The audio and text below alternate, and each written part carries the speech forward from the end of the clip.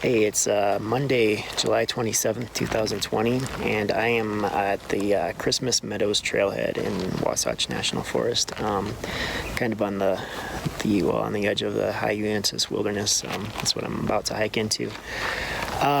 Just kind of realized I needed a little bit of a mental health check, so I came down here, and I've been writing a little bit lately. I've got a newsletter I send out, and recently, or in recent months anyway, I've written about some past adventures and some pretty hardcore hiking I used to do, and then also I was down actually here last fall. I've done part of what I'm about to attempt to do, out to this Amethyst Basin, it's called, and it's really beautiful site.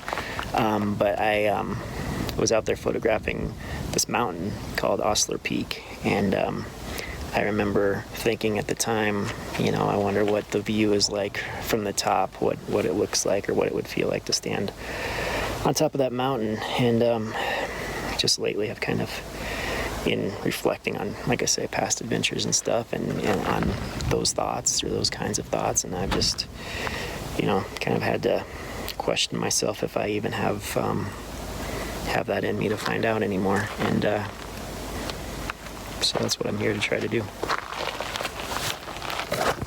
Alright, I'll give you a real quick look at what I'm going to try to do here. So I'm at Christmas Meadows Trailhead, and there's a trail that goes up to Amethyst Basin and Amethyst Lake, and like I say, that's a really very pretty scenic hike. I hiked it last fall. There's not a route that goes to Ostler Peak. There's no trail, no official climbing route or anything like that. So what I'm gonna do is hike up here about 6 miles, 5 or 6 miles, to where I'm close to this Ostler Lake.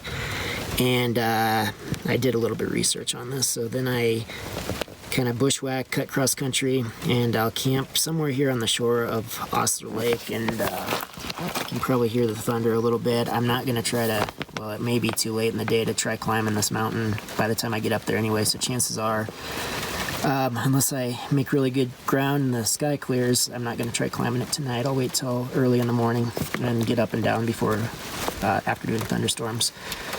So what I'll do is find a campsite on the shore of Ostler Lake here, and then the next step will be trying to gain this ridge, this north ridge, and it's a class 3 climb, which means it's you don't need ropes and harnesses, but there will be some scrambling and some exposure. Definitely some places that would be really bad news to have a misstep. So I'll definitely not want to be up there in the dark or anything either, so that'll be a consideration with time here as the rain starts to fall. But I do need to get moving regardless, so I'm gonna go ahead and hike out, and if the rain stops, I'll kind of record some footage of it along the way and just kind of let you see some scenery.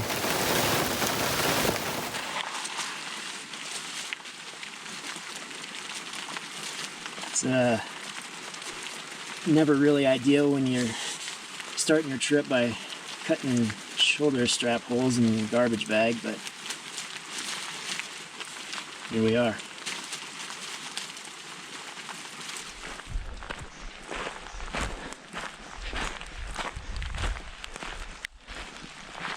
All right, here we go.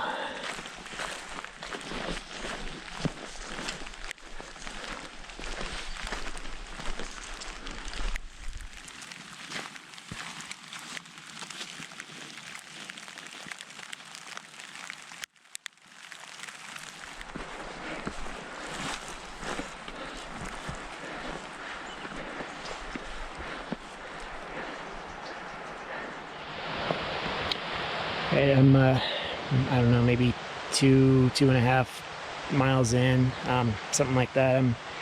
There's a point where the trail splits, and probably about halfway to where I'll leave the trail.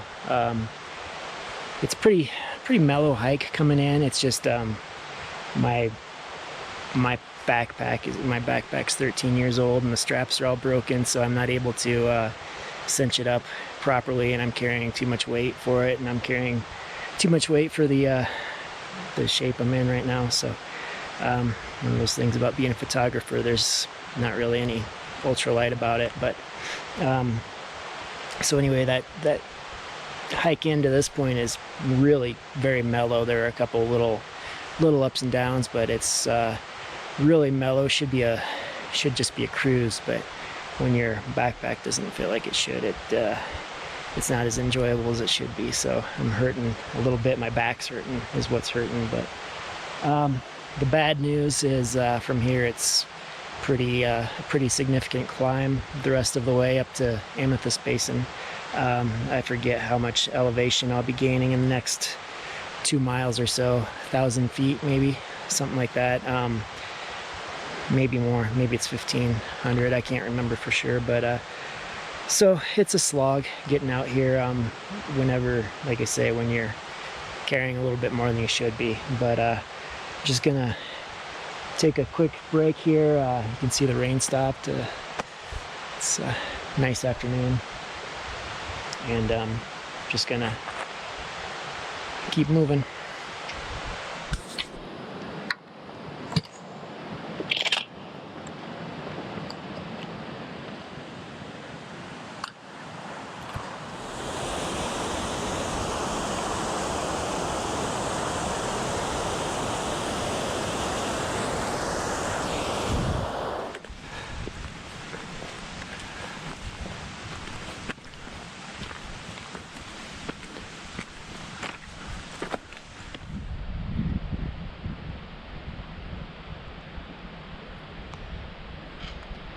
Still got some storm clouds passing through.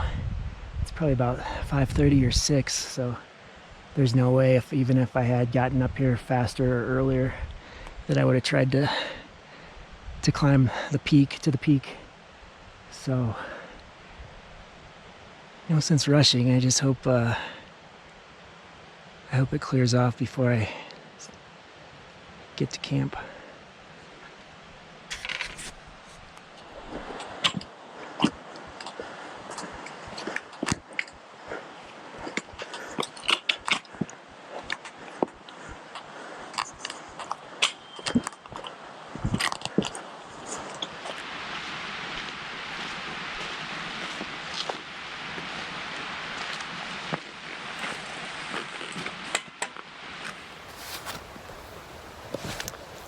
All right, I'm just taking a little break here, coming up on kind of another steep section of the trail, so catching my breath a little bit before I tackle that. But I do have a little bit of a confession to make. So I'm shooting these videos, and the idea, and it's a lot of it's practice at this point, but what I want to do is kind of use them to, once I start blogging more regularly again, and this is an idea that's over a year in the making, and I just need to catch up on a lot of things, including finishing my website. But anyway, I want to be able to enhance the stories. I want to be able to do little trip reports and stuff, and kind of share more behind the scenes stuff with video as well. So I kind of taken this opportunity to start working on that again, and to do so, like I say, I want to be a better storyteller and make these videos more compelling. So I'm trying to get the shots beyond just the selfie stick stuff. So I've got a little tripod, and I'll set it up on the trail, and then you get the clips where it's just magically I'm walking through the scene, or instead of holding the camera. And of course you don't see the stuff where I walk up the trail and set the camera up and hoof it back and back again, and turn around and grab the camera and all that stuff. So anyway, as I was starting this hike, I decided I'm gonna do one of those shots and just set the camera up on the trail and get a clip of me walking by. So I did. I went and I got my little tripod and GoPro and put it in the middle of the trail, and I had my backpack on. And as I went to stand up, my pack is so heavy, the weight of it pulled me backwards, and I ended up falling backwards. And it wasn't just a slide back; it was a full windmill trying to regain my balance, and ended up about 5 feet back the trail, just legs up. And so if you watch this, if you noticed, if there's mud, I don't know if the garbage bag that was on my pack is all disheveled in that opening scene, or in that scene, or there's mud down my butt or whatever, that's why. So not real smooth, but I'm trying. So.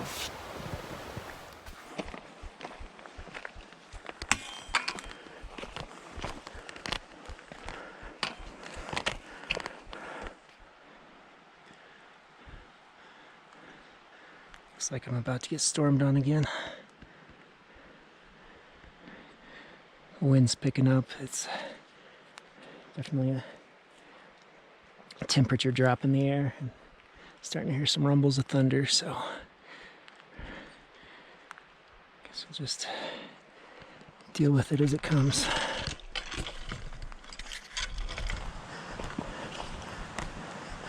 Try to make ground while the trail's not quite as steep.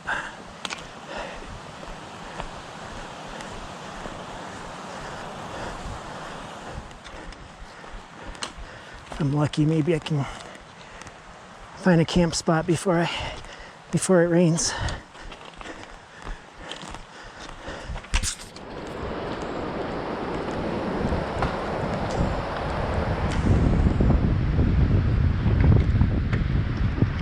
Trees cracking.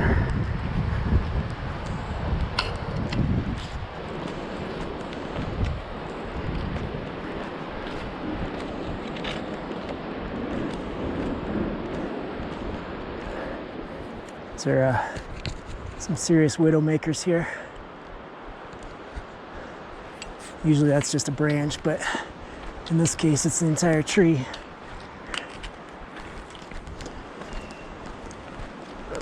Lots of trees ready to go down in here. Not really a ideal place to be right now.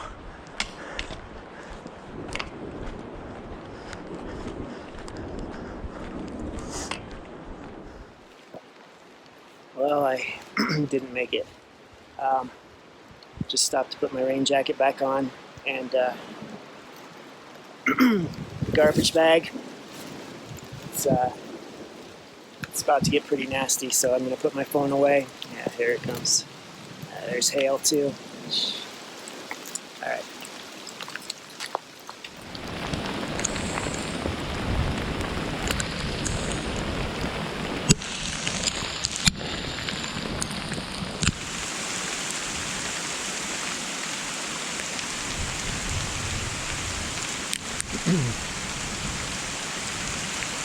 It's cold. And it hurts.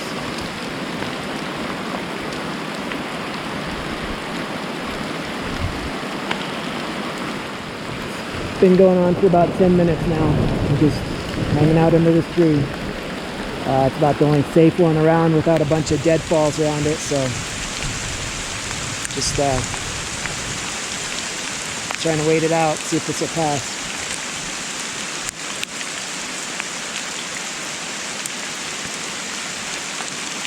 It's about pea-sized hail, but there's some bigger chunks too.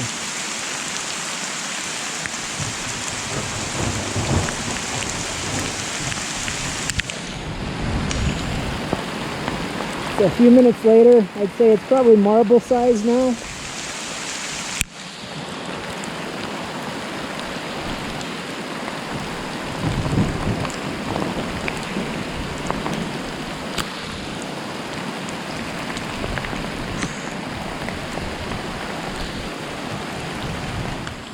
So it's been going on for maybe, I don't know, 15, 20 minutes now. The rain's pretty much, or the hail's pretty much giving way to rain.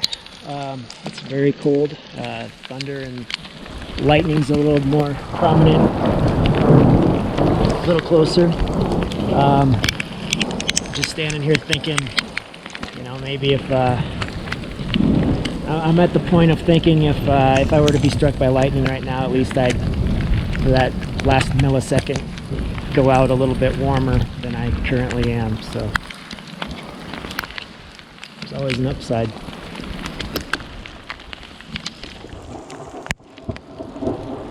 Here's the trail right now. I'm getting really cold, so I'm just gonna have to suck it up and start moving.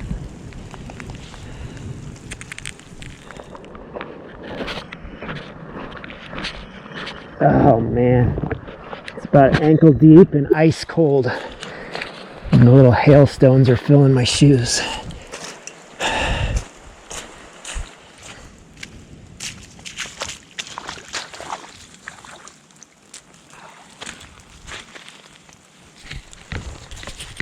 That was so not worth it.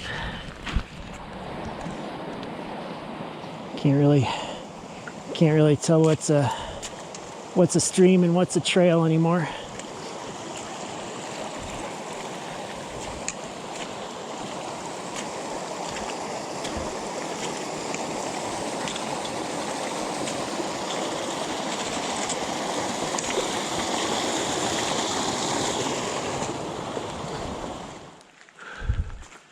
Alright, finally coming into the clearing now and getting first view of Ostler Peak, or first clear view of it. That's what I'm gonna try climbing tomorrow. And it's looking a lot bigger than I remember.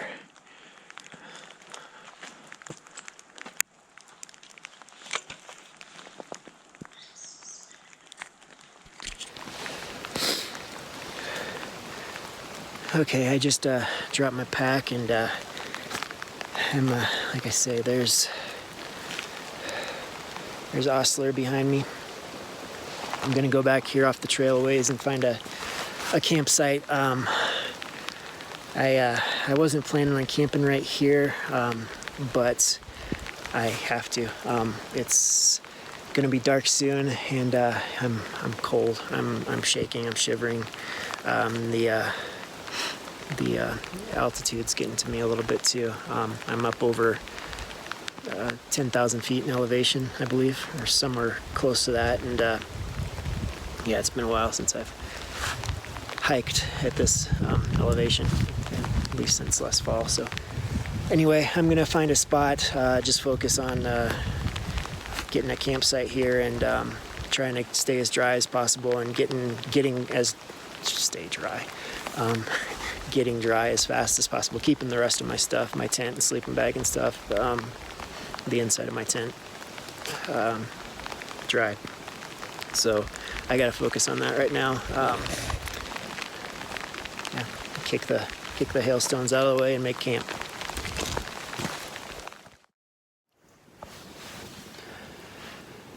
Hey, it's about 11:30 now. I've been hunkered down in the sleeping bag for about 3 hours, and I'm just starting to get to where I'm not shivering quite as bad. Still shivering, but not quite as bad. So it's pretty chilly, and it was definitely time for me to stop. I was able to bring up my GPS, and once I got my phone charged a little bit, and see I'm about where I need to cut off to go up to that Ostler Lake. So that'll be my next step in the morning, about a half mile from there. So I didn't quite get as far as I thought I would tonight, but that's all right. I've been thinking about that a lot too here as I lay here shivering. And it was like 96 in Logan today, which is like a 3-hour drive from here. But yeah, I wasn't expecting to come up here and freeze my butt off tonight. Anyway, a lot of similarities between this hike and the first hike I took up here, because on that same one, it was supposed to be really nice weather, and same thing, I should say. It's supposed to be really nice weather, and I got to the trailhead and it just started snowing on me, and it snowed off and on the whole hike, and I ended up hiking after dark because I didn't get as far as I thought I would, and just had some really weird things start to happen that I think were elevation related as well, where I could just all of a sudden became aware that my thought process wasn't there, and my breathing was really labored, and I was struggling in that sense as well. But my thoughts were just like sluggish, and it was like I just kind of realized, okay, it's time to stop. You need to. It doesn't matter where you're trying to get. You need to survive this night, and that's what you do. You go into survival mode, and and it's probably not that extreme for me tonight, but it was definitely time to stop. I was getting very cold, and I was starting to probably struggle with the elevation some, and wet, and it was going to be dark soon, and it was time to stop.